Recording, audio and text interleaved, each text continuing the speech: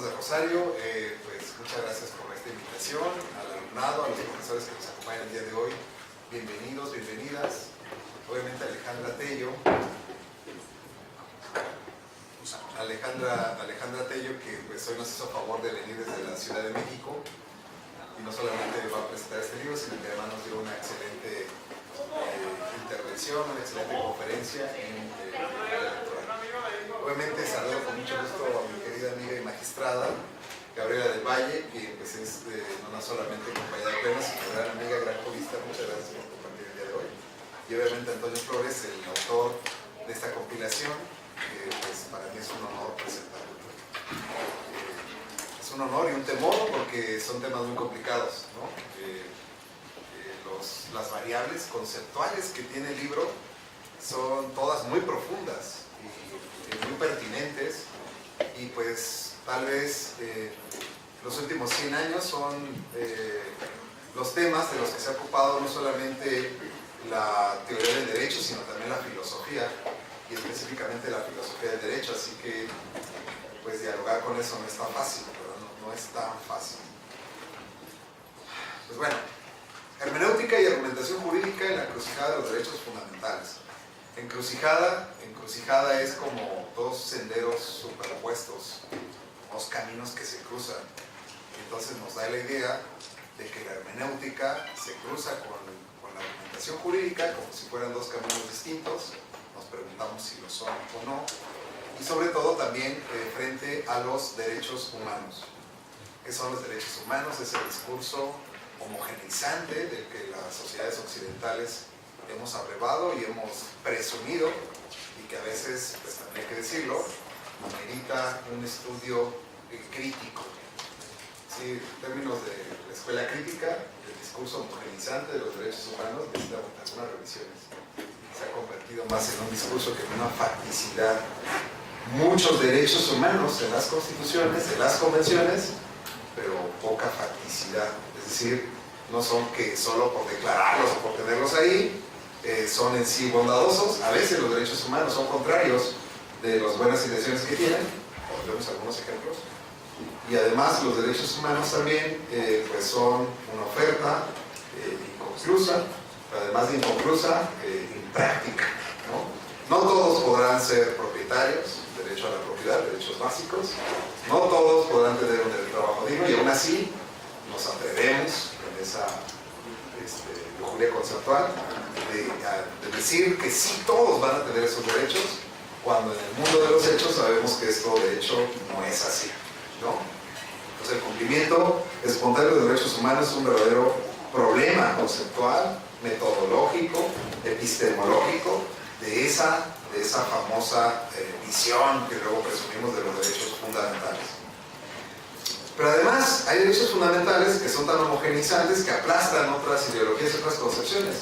Y lo hemos visto constantemente. Alejandro nos habló de un ejemplo de ello, de cuando los derechos humanos se convierten en un instrumento para colonizar otros tipos de pensamientos. Entonces, el colectivismo, por ejemplo, la idea de que la sociedad no solamente debe ser individualista, no solamente individualista, derechos humanos son individuales, sino además colectivista para que pueda preservar cierta comunidad, ¿no? Es contraria y es difícil conciliar estas dos concepciones. Entonces, para un indígena del Amazonas es más importante conservar el bosque que talar el árbol para generar calor a ciertas personas. Eso es individualista. Individualista es el que quiere el derecho al agua, pero no quiere cuidar el agua de todos. Individualismo frente al colectivismo, de tal manera que los derechos humanos también tienen una parte negra, una parte oscura, que ya debemos ir empezando a reflexionar. Pero bueno, sin embargo, pues siguen siendo el discurso predominante, y por eso la importancia de que los tribunales, salvo que se enfrenten ese tipo de casos en los que se confronte o se tensionen estas dos cosas, el individualismo frente al colectivismo, por ejemplo, pues los derechos humanos siguen siendo nuestra guía, ¿no? Y la hermenéutica y la argumentación, dos cosas bien complicadas. Hermenéutica tiene una concepción múltiple, no es nada más una sola concepción. Hermeneia significaba pues los misterios, lo oculto, de alguna manera fue una traducción, una palabra que se tradujo como interpres, ¿no? De Hermes, como eso que estaba oculto para los ojos de cualquier sujeto y que hay que desentrañar o comprender, mientras que interpretación será una forma en latín para, digamos, encontrar, desentrañar las intenciones de las partes. Un intermediario, un intérprete era un intermediario entre dos personas que tenían diferencias en la concentración y entendimiento de un convenio. O sea que las cosas que se tratan en ese libro están bien complicadas, pero sí valen la pena. Es un curso completo de filosofía y teoría del derecho, y si uno quiere meterse en esos temas, pues ahí están prácticamente pues, las ideas básicas de estos conceptos. Yo quiero mencionar al menos tres de los ensayos que me atrapan, que tocan temas que a mí me encantan. El primero es un texto que viene aquí a inaugurar esta obra. Inaugurar, digamos, cuando uno empieza la lectura, empieza muy fuerte, ¿no? Empieza gritando. Es necesario que nosotros, los juristas, estudiemos teoría de la interpretación, teoría de la argumentación. Y lo hace de una manera estruendosa, empezando con Robert Alexy, quien es muy complicado, porque para empezar, digamos, yo he dicho que él es el que algoritmea todas las fórmulas de la ponderación. Las fórmulas de la ponderación siempre han sido fórmulas, digamos, aritméticas, ¿no? De intensidad o intensidad, ¿no? Y entonces lo ha convertido en números. El razonamiento jurídico de la ponderación, de la que prácticamente todos, los ha convertido en los verdaderos algoritmos, que a veces, si no se conoce la lógica deóntica, la lógica modal, la lógica simbólica, pues es difícil de comprender, al menos en su representación esquemática.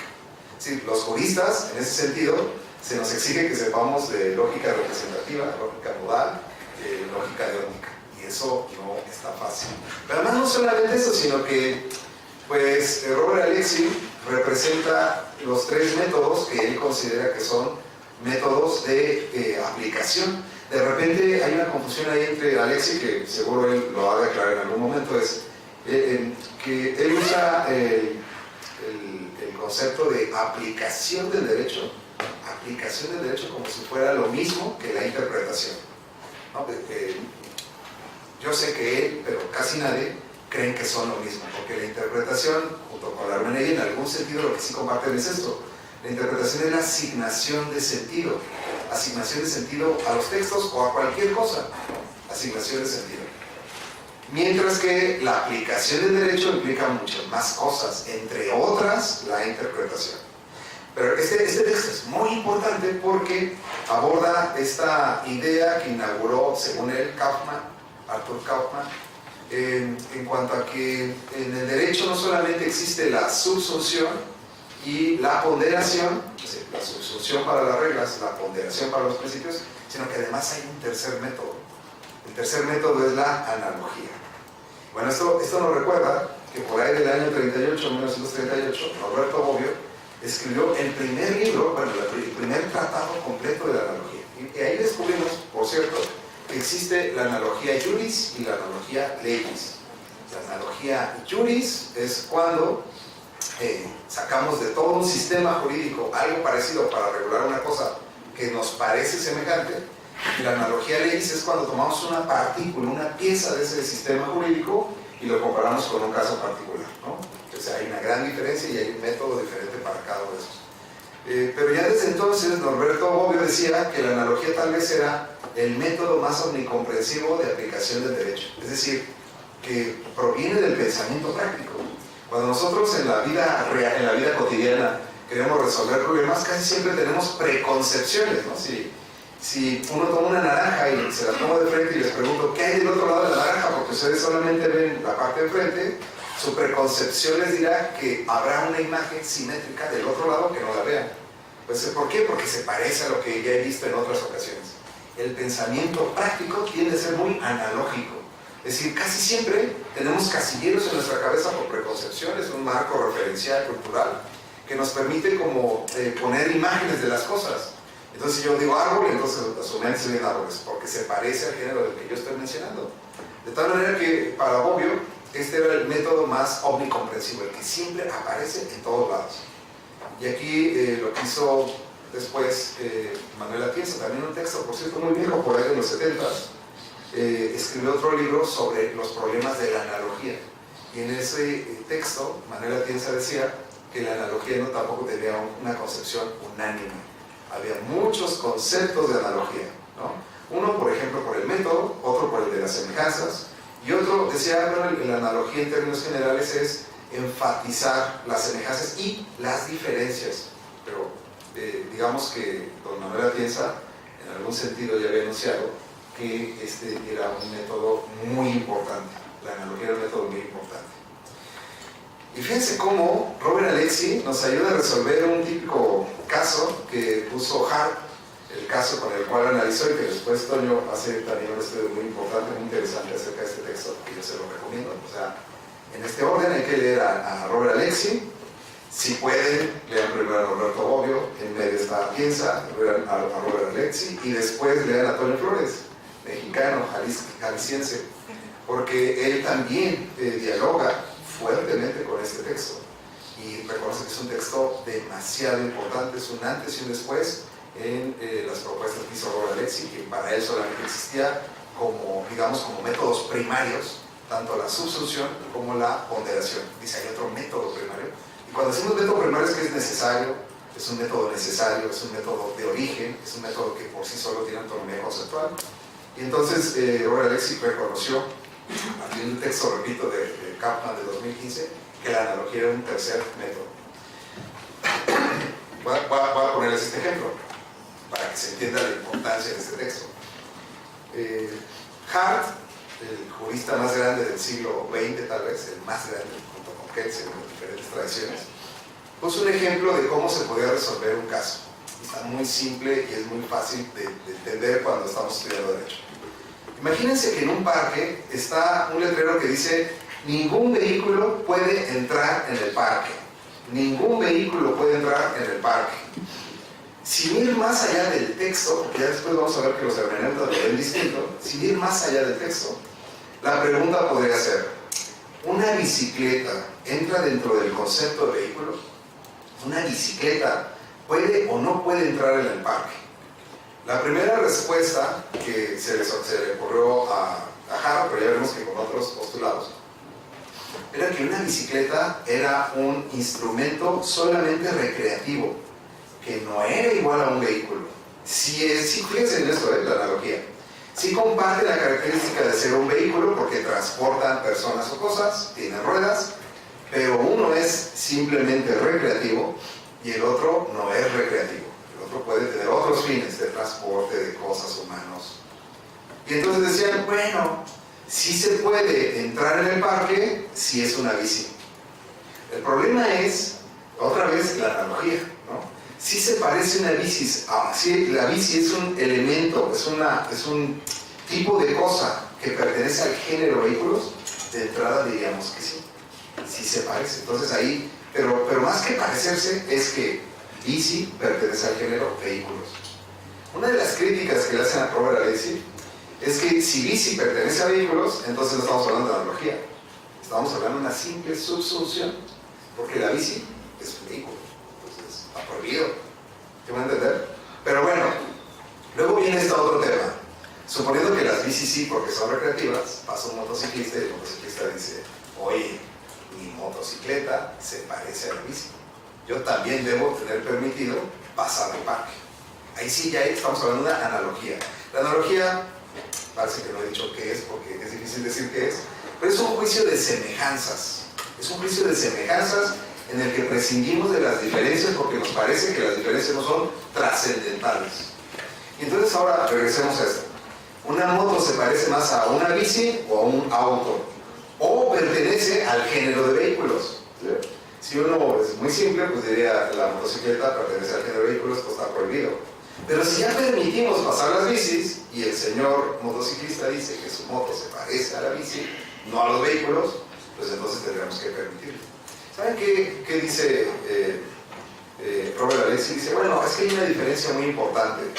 La motocicleta y los autos tienen motor y hacen ruido. Piensen más en esto, ¿no? Esto les puede parecer como simplón, pero no lo es. Son los problemas a los que se enfrentan los jueces todos los días, todos los días. Tienen motor, ok. Ese motor y ese ruido le hace que podamos decir que no se parece a un análisis, por tanto no lo vamos a permitir. Y lo que Alexis dice, no, bueno, pues si se parece más a un auto que está prohibido, pues entonces está prohibido, se acabó, no puede entrar al parque. Esto es lo importante del texto de Alexis. Fíjense, dice, esta es una categoría que todos deberíamos de saber cuando estudiamos derecho, que todos los asuntos tienen infinitas cualidades o características diferentes. Uno puede empezar a buscar muchas cualidades de los objetos a los que nos estamos refiriendo. Luego uno se puede preguntar, ¿la bici tiene carrocería? No. ¿La moto? No. ¿El auto sí? Ah, no, son diferentes. Fíjense en esto es la verdadera trampa de la analogía. Le voy a poner el verdadero nombre de la analogía. La analogía es manipulable. Si uno no pone atención bien en los juicios de semejanza, uno puede inventar los objetos de comparación. Esto es muy importante, ¿verdad? Muy, muy importante. Cuando hacemos analogía a los juristas, podemos enfatizar en las semejanzas y podemos trabajar desde ese énfasis, que se llama falacia de énfasis. O uno puede, digamos, enfatizar en las diferencias. Y entonces decir, me separo de ese criterio, no es igual y me voy por acá.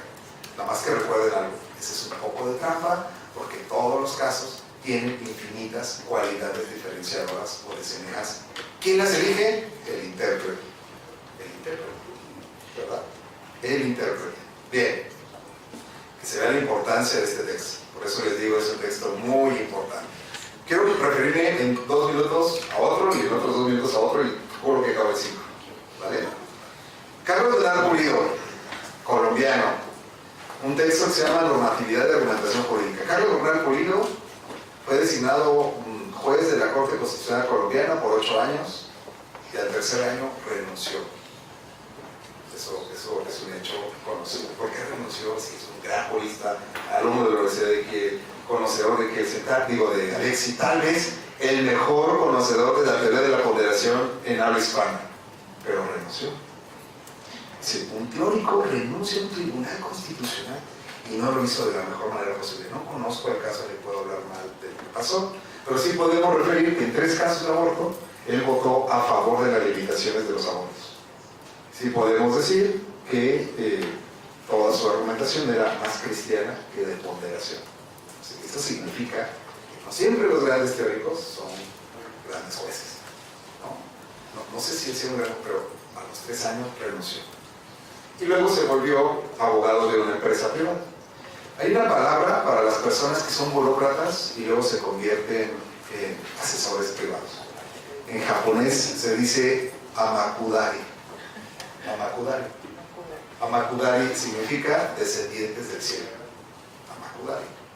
Un amakudari es un burócrata en Japón que después, con toda la sabiduría que obtiene, se convierte en asesor privado, litigante. Y allá no se los permite, porque saben que hay ventajas y débiles. Es una concepción ética distinta. Bueno, Carlos Bernal Pulido, no obstante, eso que le pasó, o eso que sucedió, no quita que tiene muy buenas ideas, al menos a nivel conceptual. ¿No? Si sus sentencias hablaban de la Biblia, está bien. De hecho, en muchos textos habla de la Biblia, sí, está bien. Más el tema es que en este elemento, en este ensayo, hace una excelente aportación en relación a las relaciones que existen entre los vocablos argumentación jurídica y normatividad. ¿A qué se refiere con eso? Bueno, la palabra normatividad, para los que conocen de ciencia saben, que es cuando se tiene una concepción que pretende leccionar o ideologizar o idealizar una idea, ¿no? Si dice, es que yo cuando hablo de cómo debería ser la ley, aunque no sé si yo digo cómo debería de ser, entonces yo estoy siendo normativista. Porque yo no nada más estoy hablando de normas, sino además estoy diciendo cómo deberían de interpretarse, cómo debería de hacerse. En ese sentido, ser normativista.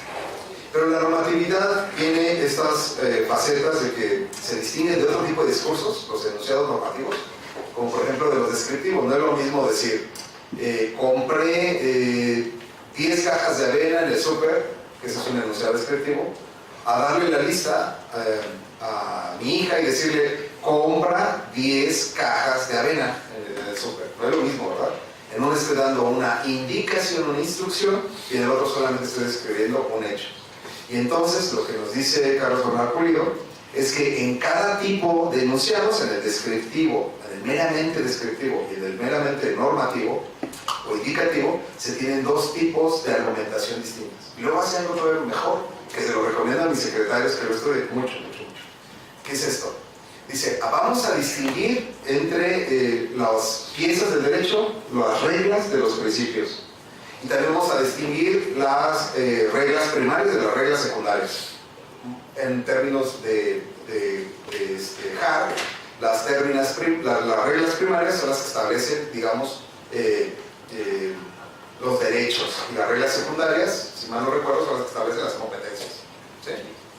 Bien, entonces, dice, cada una, las reglas y los principios tienen su propia teoría de la argumentación, no hay que confundirlas. Porque en las reglas, lo que se usa es la subsunción, son reglas de todo o nada, se aplican todo o nada. Y entonces ahí hay una argumentación específica que no hay que usar cuando se trata de principios. Los principios tienen su propia normatividad, tienen su propia teoría de la argumentación. Esto es muy importante porque luego uno ve, les pongo un ejemplo, ¿no? Si en una sentencia se dice, se aplica una regla que dice, solamente con el 3% de la votación obtenida se puede conservar el registro de un partido político, esa es una regla, no es un principio. Pero si nosotros la queremos convertir en un principio, diríamos, pues es que fíjate que lo deseable es que alcanzaran hasta el 3% de votación. Es que no la alcanzan, entonces como no se cumple la mayor medida posible, habrá que ver cómo se cumple. Entonces 2.7 casi es igual a 3, ¿no? Y por tanto se conserva el registro de un partido político. Pues ¿qué es lo que pasó ahí? Que una regla, que es una norma indicativa, una instrucción autoritativa, dice Raz, esa no está en discusión. Es como la de 18 años, ¿no? Se cumple la edad, la mayor edad, a los 18 años. No decimos, pues si tienes 17.4, pues ya también es mayor edad. No lo decimos así. Es una regla indicativa, imperativa, no está sujeta a interpretación, ni se cumple todo o nada. Se cumple todo o nada, no en la mayor medida posible. Por eso no hay que confundir las reglas de los principios. Cada uno tiene su propio método de argumentación y de eso se encarga Carlos Bernal Pulido y lo hace de una manera espectacular. Ya, voy a terminar. Pedro Serna. Pedro Serna nos regala un texto muy complejo y muy profundo de hermenéutica, jurídica y relativismo, una aproximación desde el pensamiento de Arthur Kaufmann.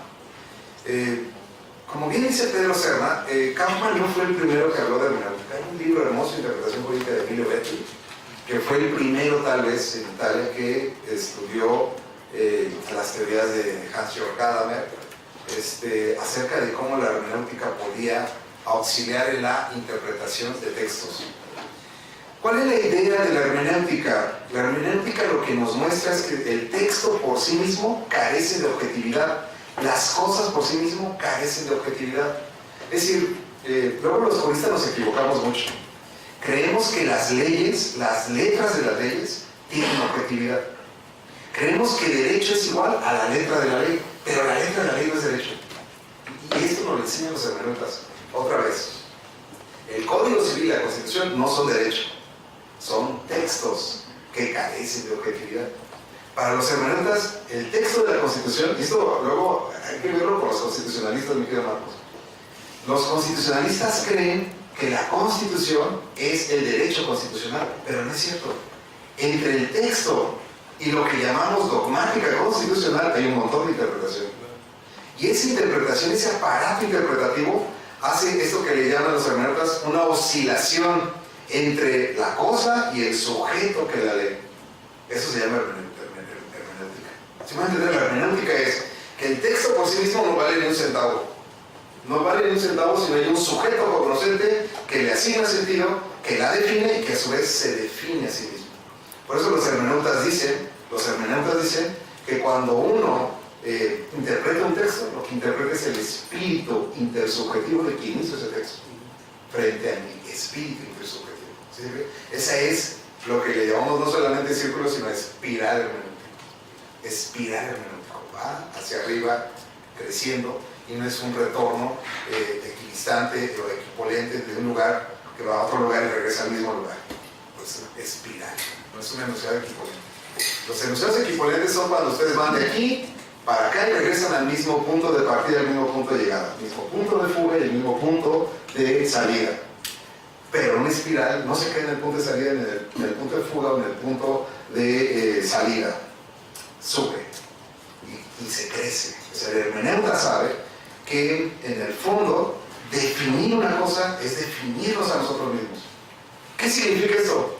Que cuando un constitucionalista dice, no, los derechos humanos, entonces se está definiendo así. Cuando alguien dice, es que los derechos humanos son lo mejor, es que entonces está siendo incrédulo frente al colectivismo, pero está teniendo una fe exacerbada en el individualismo, en el liberalismo político. Se está definiendo. ¿Se puede entender? Cuando alguien civilista dice, no, es que los contratos, la libertad contractual, se está definiendo. No solamente está definiendo lo que dice el Código Civil, sino que también se está definiendo. Y va a ser un intercambio virtuoso entre el texto y lo que él cree que dice el texto.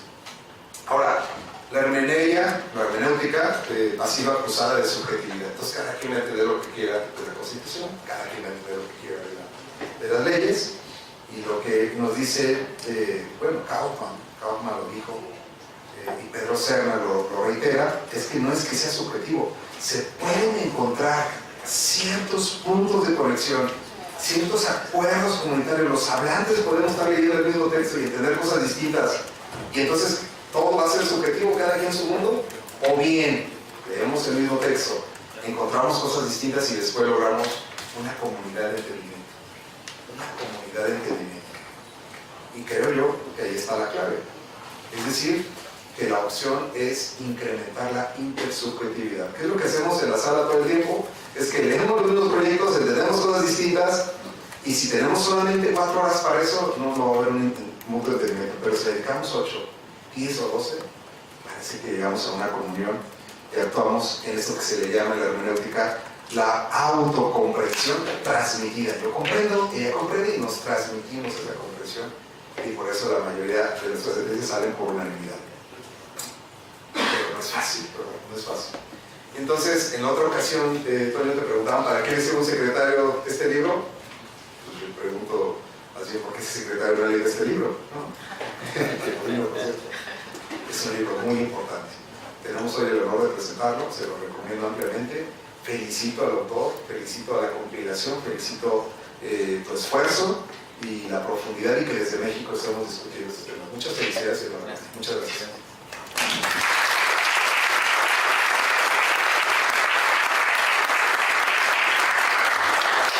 Como siempre, yo Sergio, profundo, provocador.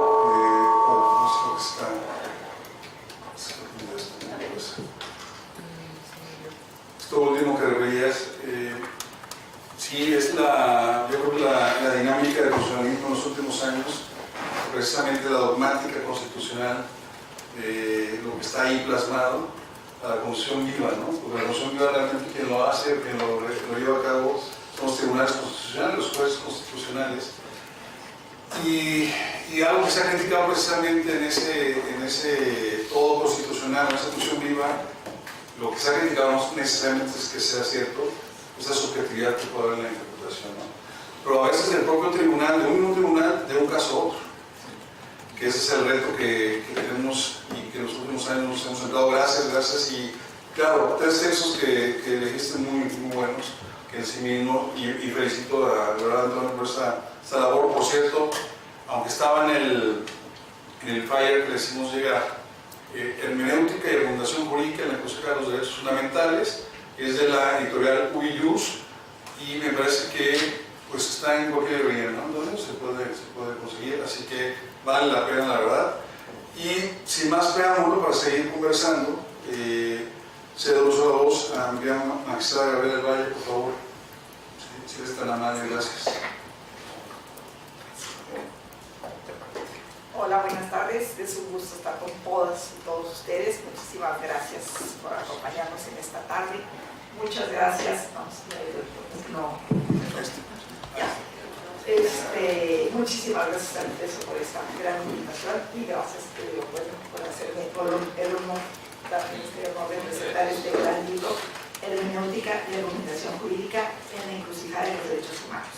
Es un gusto gusto compartir la mesa con mi querido amigo y compañero Sergio Rivero, con la maestra Alejandra Tello, con Ana Rosario y obviamente con mi querido Pedro. Antes de empezar a hablarles de esta gran obra, quisiera compartirles que es para mí un gusto estar con ustedes el día de hoy para presentar esta obra coordinada por un profesionista tan comprometido con el estudio del derecho como lo es todo. Su dedicación y aportaciones, tanto en la práctica jurisdiccional como en los ámbitos académicos, son dignos de reconocerse y admirarse invariablemente. Toño se destaca entre muchos profesionales y estudiosos del derecho, porque día con día no únicamente sus conocimientos de derecho se ven reflejados en la práctica, sino que además siempre está en búsqueda de compartir esos conocimientos y de generar más. En esta obra, este compromiso suyo se refleja y por eso, mi estimado Toño, te felicito y te reconozco. Y además, digo, sé que realmente fue una ojeada la que para poder hacer la presentación, pero la tendré que ver con profundidad porque sé que me va a ayudar muchísimo en mi tesis doctoral.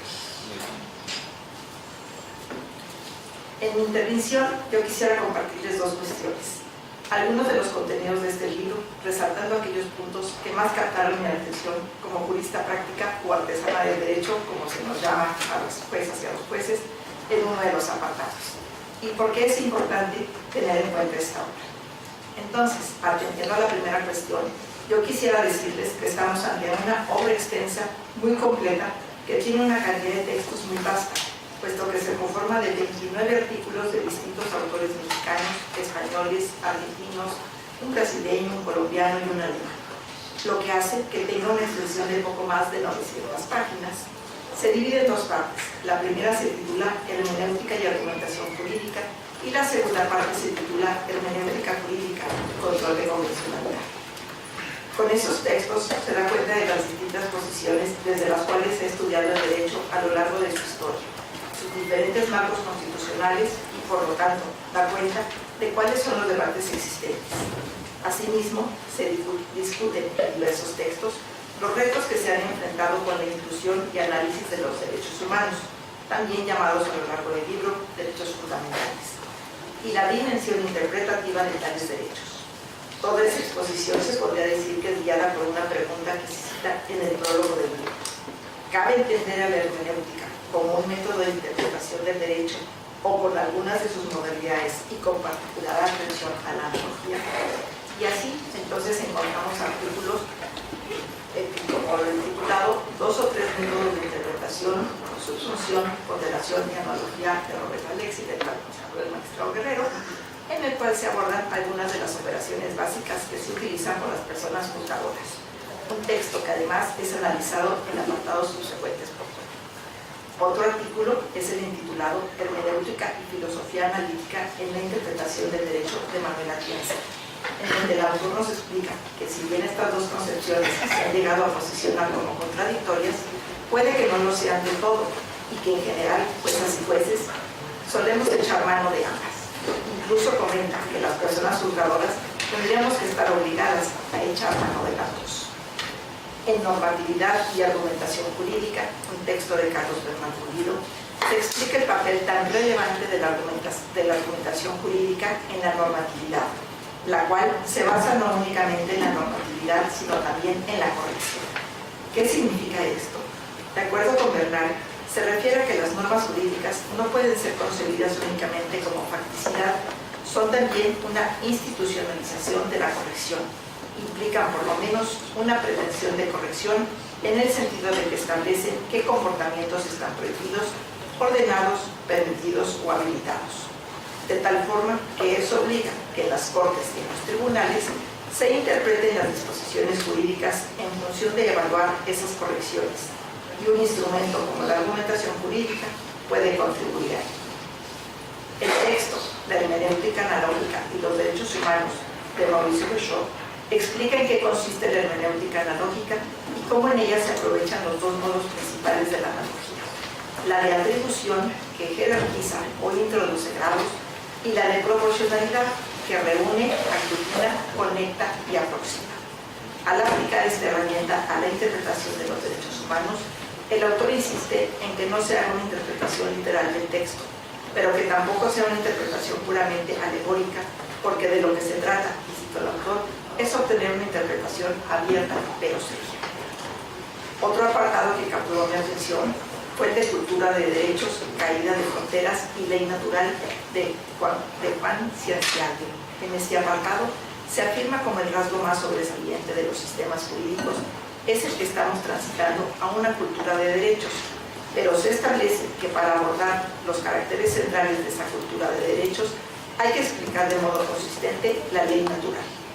Entonces, es un apartado en el que se examina el reconocimiento de los derechos, la relación de los sistemas jurídicos estatales con los sistemas supraestatales, las constituciones como resultado de un entramado de principios y reglas, el principio de proporcionalidad, el principio de razonabilidad.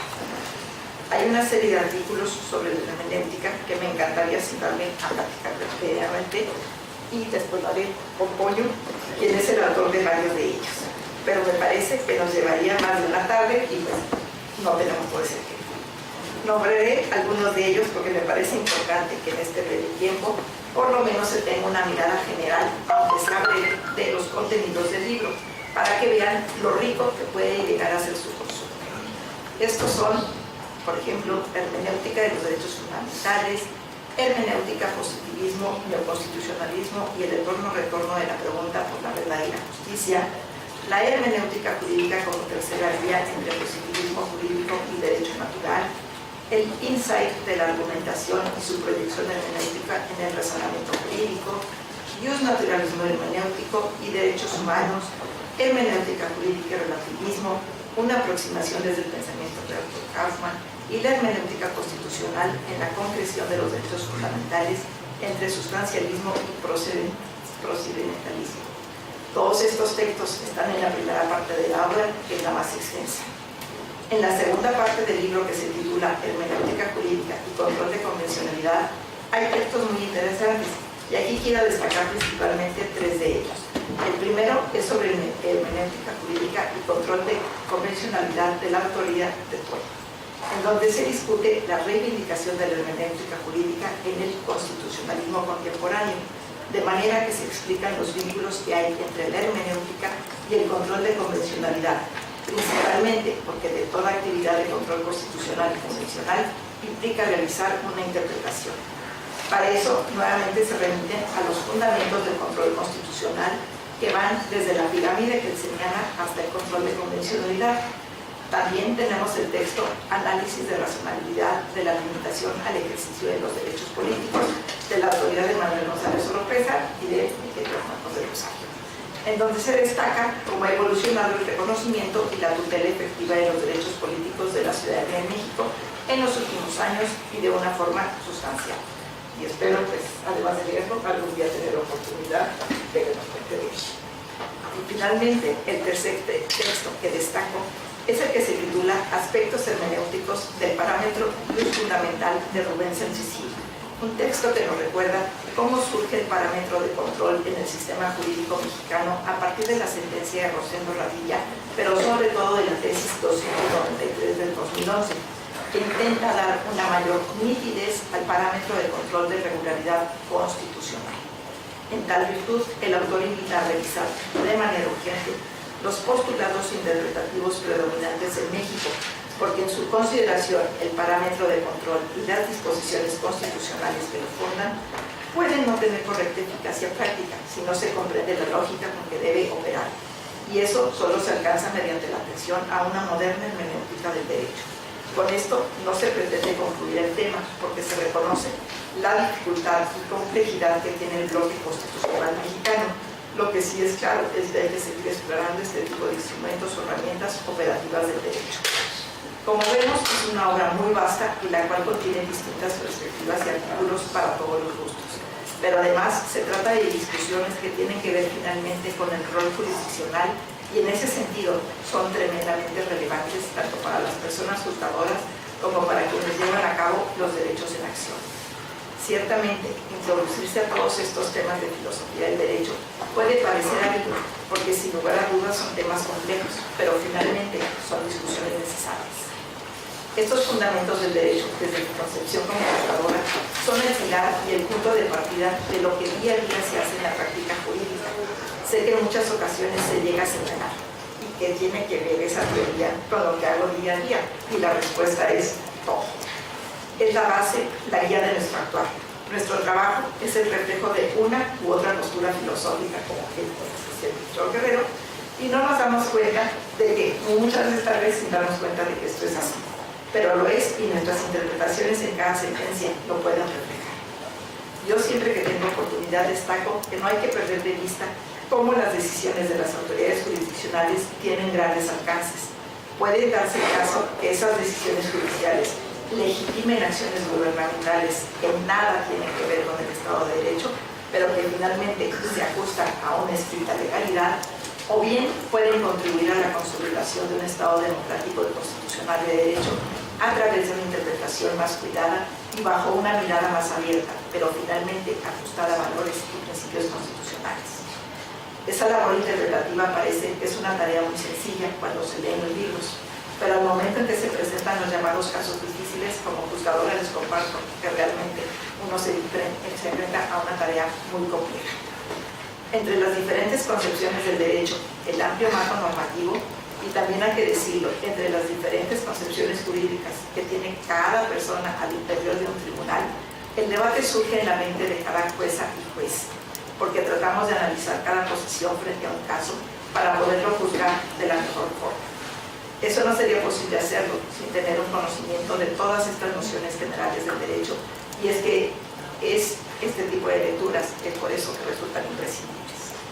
Debido a esa labor interpretativa, en el caso del Tribunal Electoral del Poder Judicial de la Federación, podemos ver cómo se ha contribuido a la consolidación de la democracia, incidiendo en una nueva cultura constitucional, en la defensa y la división de poderes, en el establecimiento de parámetros de validez de normas, en el desarrollo de los derechos humanos y en la protección de grupos que antes no eran considerados para formar parte de la representación política de este país.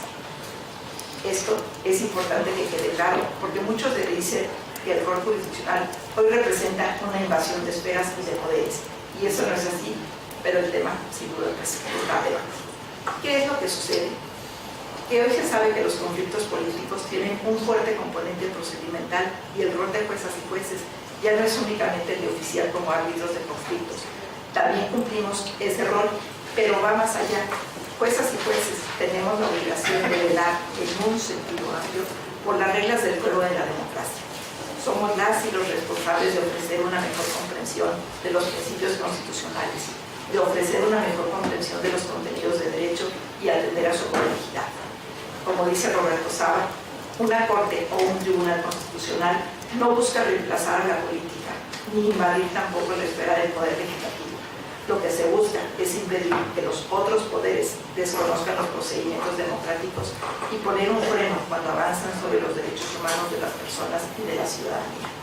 Ese es el rol primordial que hoy tiene el Poder Judicial, y por eso es fundamental seguir explorando esos instrumentos de análisis e interpretación del derecho. Y yo con esto pues cerraré mi participación, no sin antes agradecer de nueva cuenta la invitación y su atención, y espero que el tema les haya resultado interesante. Yo en lo personal disfruto mucho mi labor de compartirla con ustedes, y es una gran oportunidad, un gran privilegio, y de verdad, Toño, muchas gracias nuevamente por este privilegio. Gracias.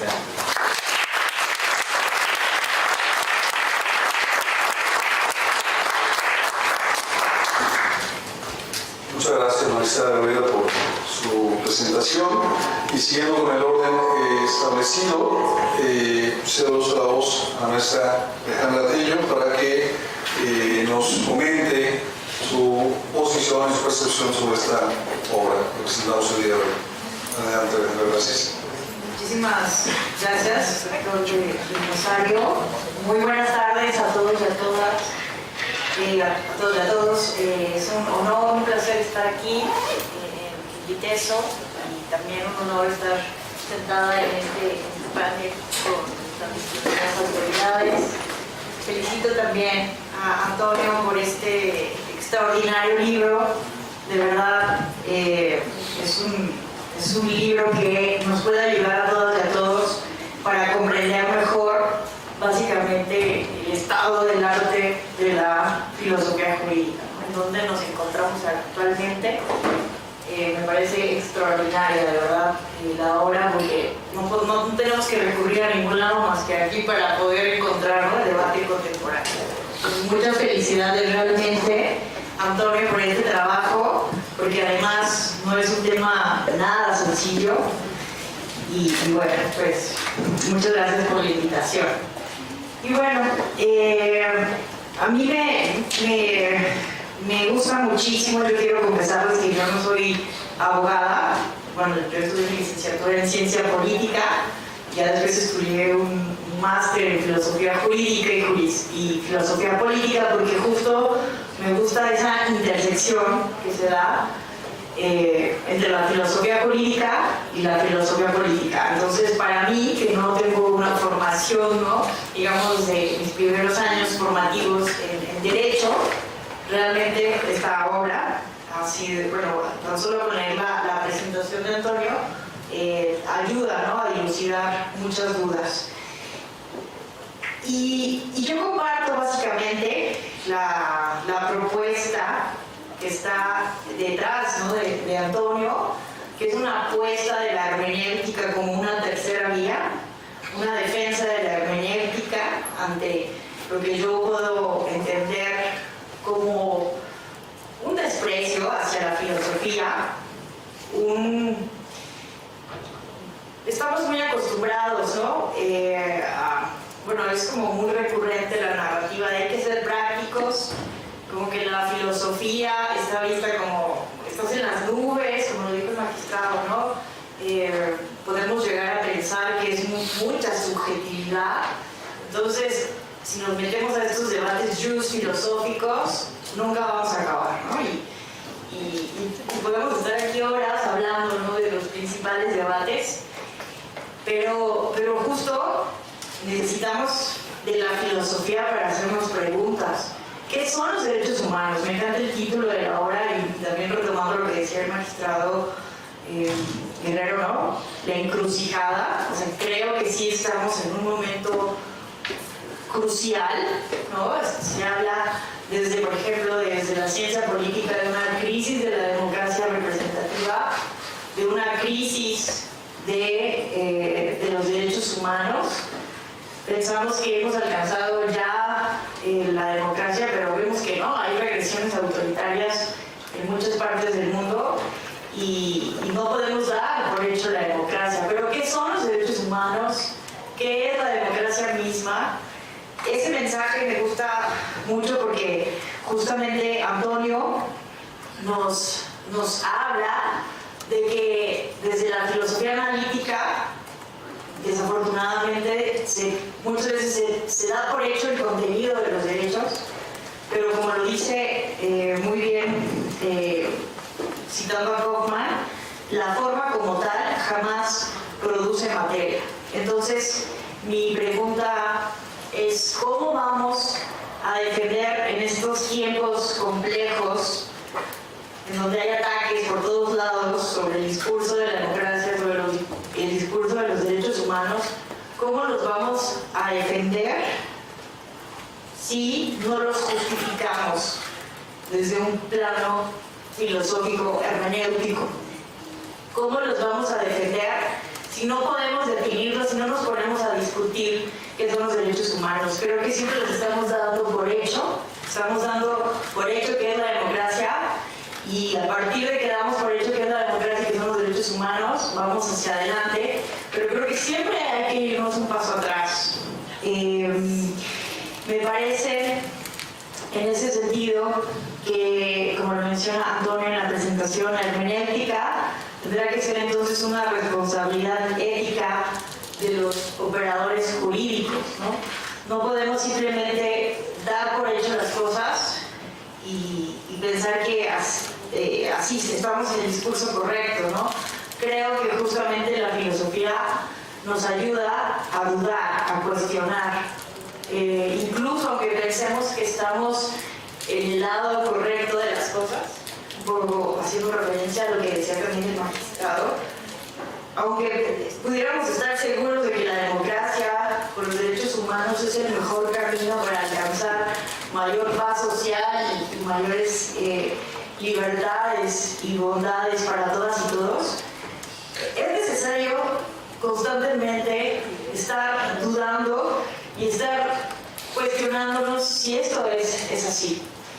Pero entonces, les pongo un ejemplo concreto, ¿no?, de nuestra materia electoral a la que nos dedicamos aquí las personas que estamos sentadas, el tema de la violencia política contra las mujeres en razón de género. ¿Cómo podemos defender el derecho de las mujeres a una vida libre de violencia, ¿no?, si no nos ponemos a discutir, a pensar qué significa la propia violencia política en razón de género?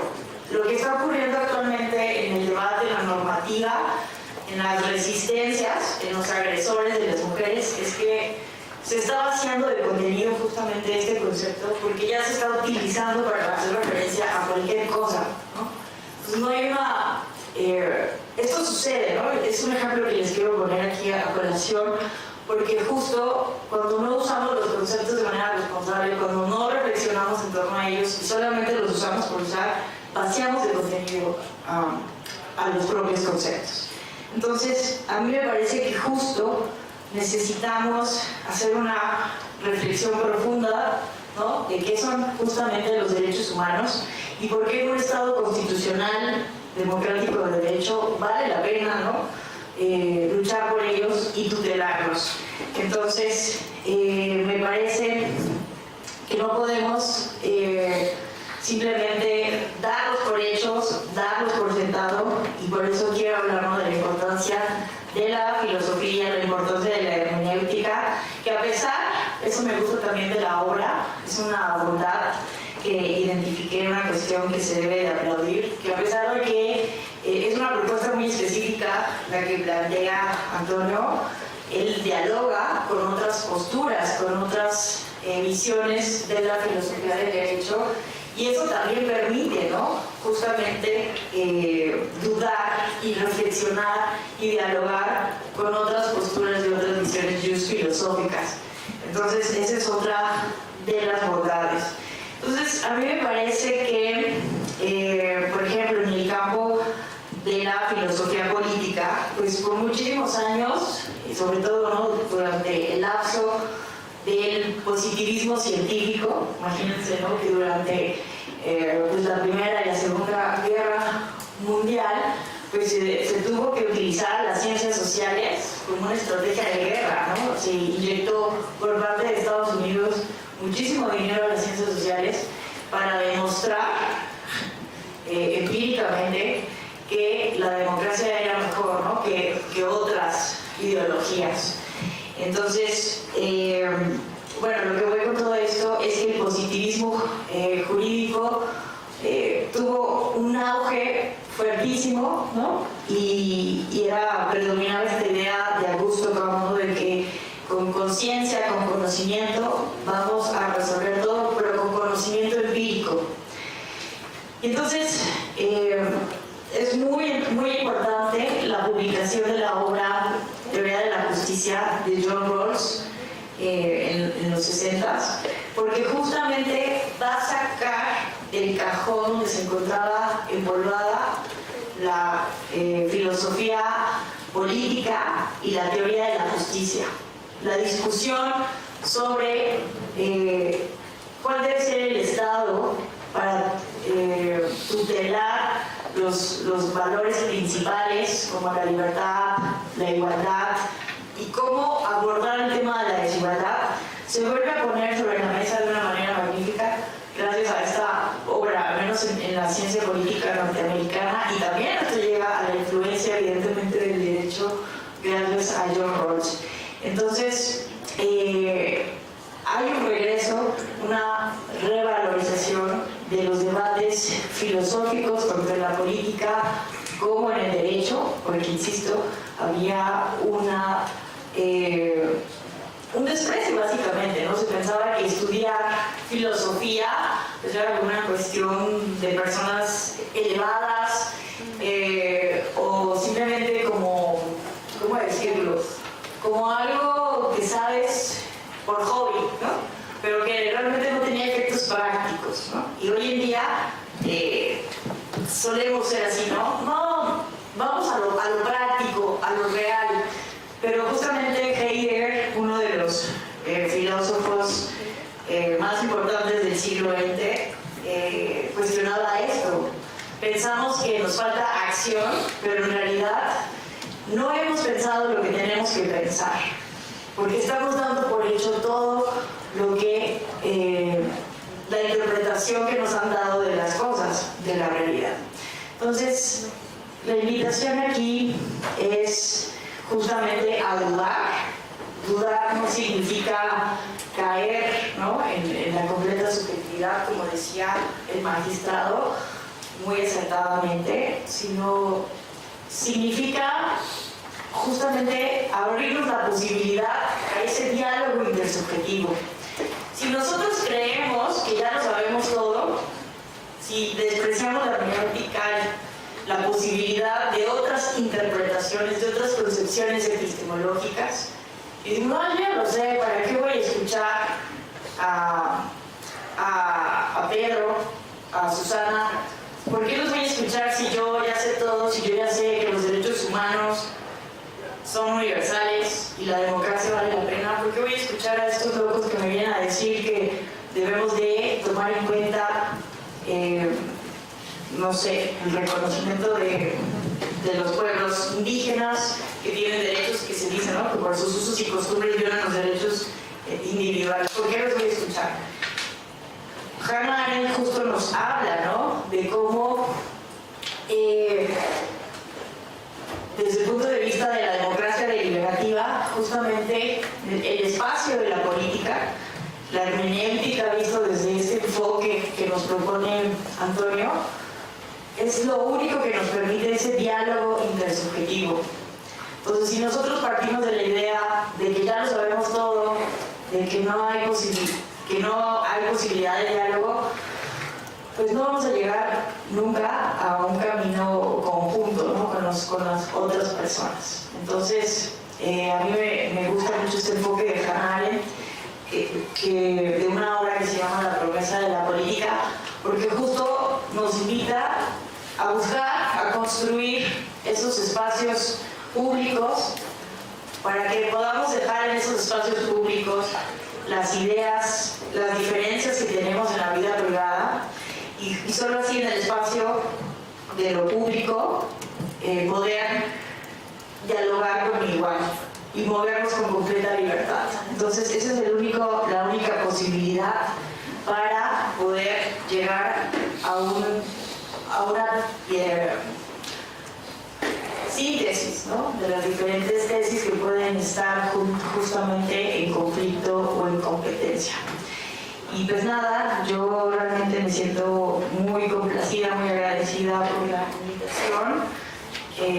Les invito a que consulten la obra y les invito, ¿no?, a que se atrevan a dudar y que a partir de esa duda pues tengamos una disposición más abierta a otras interpretaciones y al diálogo que hoy en día es muy necesario en estas sociedades democráticas. Muchísimas gracias a todas y a todos por su atención.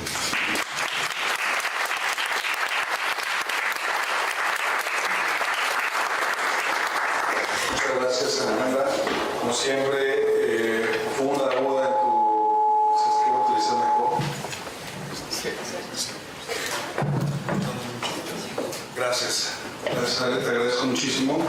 Y bueno, sin mayor preámbulo, cedo la voz al coordinador y autor también de este texto. Gracias, Antonio, por elegir al ITESO para la realización de esta obra, que también pues es tu casa, ¿no? También has sido profesor de la licenciatura en Derecho, así que pues cedo la voz. Gracias. Muchísimas gracias, buenas tardes a todas y a todos.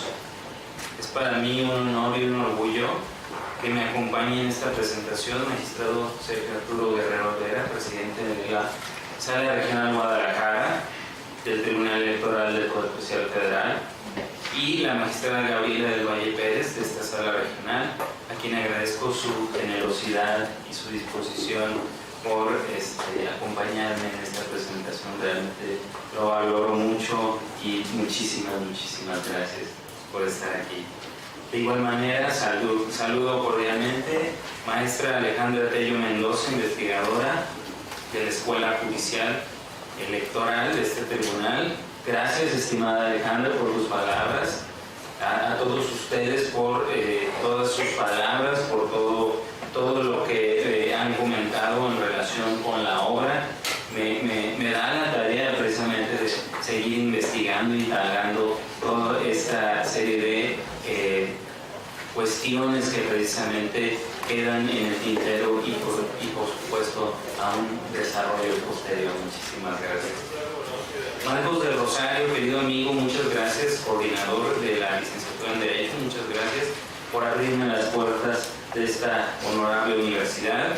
Y bueno, saludo a compañeros de la Sala Guadalajara, a los que nos siguen de manera virtual, a todos los presentes. Y bueno, pues yo quisiera en primer lugar pues poner un énfasis importante en relación con la obra en cuanto al momento que nos encontramos de la evolución del derecho y de su proyección argumentativa. Ya lo dijeron los magistrados, lo dijo la maestra Alejandra, pues esta inacabable búsqueda por encontrar las mejores metodologías para la justificación de las resoluciones judiciales e identificar aquellos argumentos que son correctos de los que no lo es, ¿no? Yo creo que eso es la base del quehacer jurisdiccional. El libro trata precisamente del debate de nuestros tiempos, pues de los distintos modelos de razonamiento jurídico que han tenido relevancia en los últimos 20 años, como es la argumentación jurídica y la hermenéutica. Y bueno, por supuesto hay diferencias entre estos modelos y hace alusión precisamente a la pugna milenaria entre el derecho natural y el positivismo jurídico, que atiende al aspecto formal del discurso, como ya lo decía Alejandra, pues si con pura forma no logramos contenido. Y bueno, siempre hay que privilegiar el contenido sustancial de los derechos, ¿no? Que sean efectivamente, se cumplan. Para lo cual, pues hablamos, este libro está en clave neoconstitucionalista. O sea, ¿qué quiere decir? La clave principialista, que es no positivista, ¿no? Como ejemplo, Robert Alexy, Ronald Dworkin, Manuel Atienza, que ha estado en esta universidad, y por citar los más representativos, que señalan que hay que tomar los derechos en serio, ¿no? Que la Constitución es una norma que no es solamente un discurso, no es una hoja de papel, sino que se debe de cumplir, y para eso están los tribunales constitucionales, como es el Tribunal Electoral. Y su contraparte positivista garantista, que bueno, Luigi Ferrayol y Juan Antonio García Amado, bueno, que sostienen que no hay que abandonar el positivismo jurídico, sino que hay que actualizar, ¿no? A la luz del nuevo debate. Sin embargo, la propuesta que hacemos desde la perspectiva hermenéutica jurídica consiste en proponer, ya lo decían, una tercera vía, ya que el positivismo jurídico como el derecho natural, pues parece que se han combatido mutuamente y no ha salido un ganador indiscutible. La hermenéutica se plantea como una opción válida, un tertium genus, ¿no? Una tercera opción, con el ánimo de dilucidar el problema de la interpretación del derecho, y ya no desde un único método a partir del cual se obtengan todas las respuestas. Creo que el magistrado Sergio lo señaló de manera magistral. Así es, la argumentación jurídica a veces comete el error en ceñir todo en formas jurídicas, y la hermenéutica es más ver el horizonte, es más ver la vida cotidiana de las personas, de si una sentencia qué efectos va a tener en un futuro, si se va a cumplir la realidad específica de pueblos, de comunidades indígenas, ya lo decía Alejandra, en cuestiones relacionadas con violencia de género, ¿no? Entonces, por supuesto, la hermenéutica es más que una metodología, es una filosofía práctica, ¿no? Es el método de métodos. Hablaba del círculo hermenéutico, ¿no? De ese ir y venir de la mirada, de no solamente establecer categorías. Es que lo que pasó con anterioridad de la Segunda Guerra Mundial es que el positivismo, tanto científico como filosófico, se centró en las formas jurídicas. ¿Y qué pasó? Pues pusieron a un líder en un país que se supone que era un país de gente sabia, ¿no?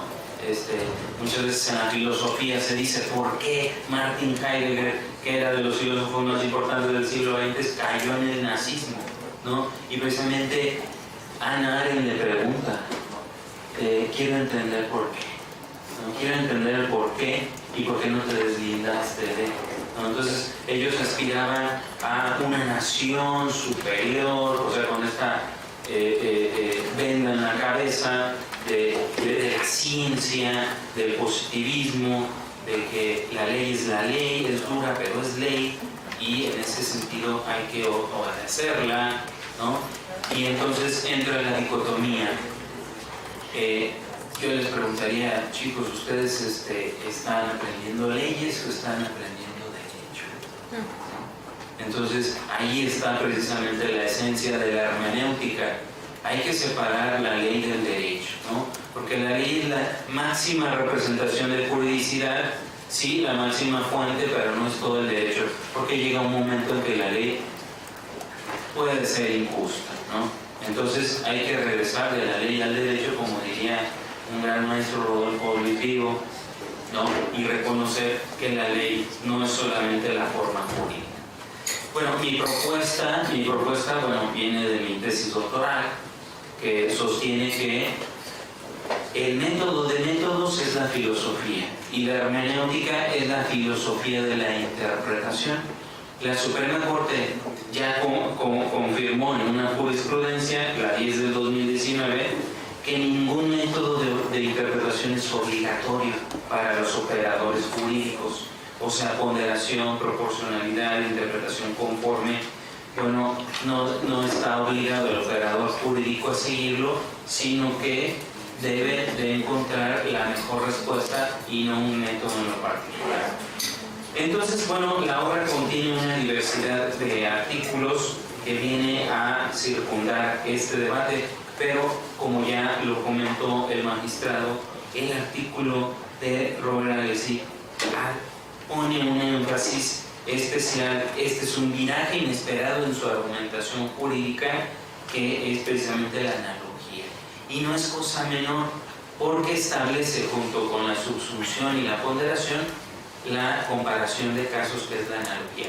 Platicando con un discípulo de Robert Alesi, que también escribe en la obra, Alejandro Nava Tobar, yo le comentaba, bueno, yo considero, y no es cosa menor, que en su artículo Alesi esté hablando de la analogía nada más y nada menos como una tercera operación básica del derecho.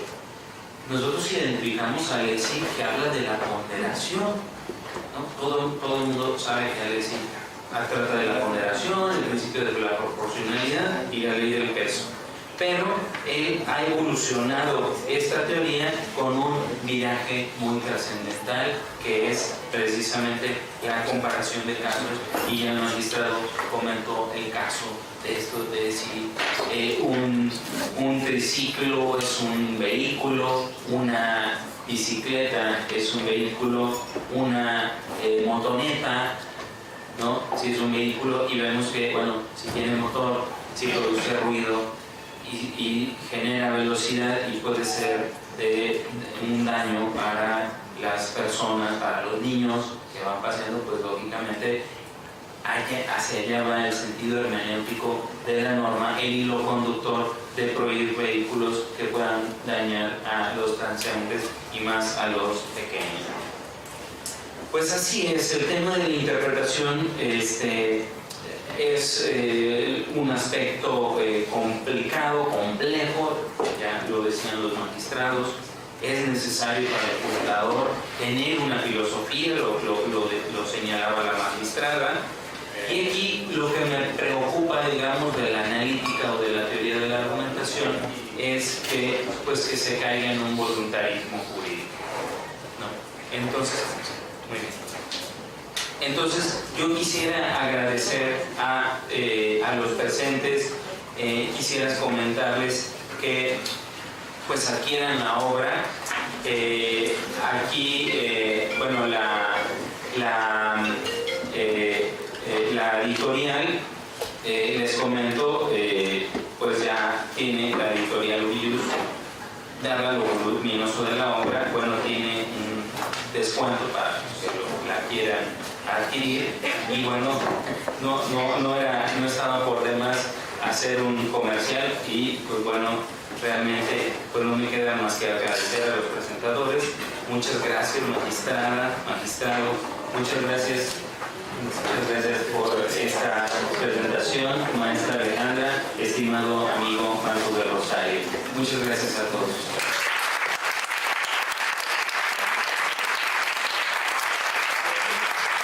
Gracias. Una disculpa, Antonio, por terminar de esta manera intempestiva. Sin embargo, la contingencia ambiental se ha recrudecido y vamos a tener que desalojar ordenadamente las instalaciones de la universidad. Se suspenden las actividades a partir de este momento y por indicaciones del comunicado oficial se dará un momento más. Es muy probable que también las actividades